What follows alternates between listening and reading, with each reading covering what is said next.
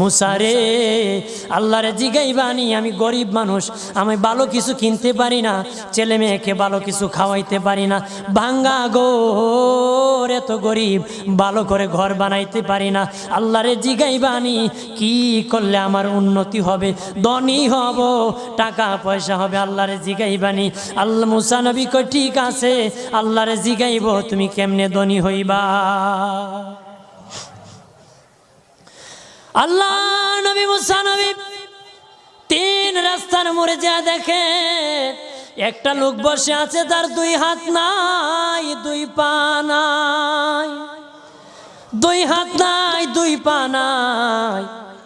ওই লোক ডাক দিয়া কয়, মুসা রে, জীবনে কোনোদিন নিজে হাঁটতে পারি নাই, নিজ হাতে খেতে পারি নাই, কেউ খাওয়াইলে খাই, নতুবা উপবাস থাকি, বৃষ্টি আসলে ভিজি, সেখানে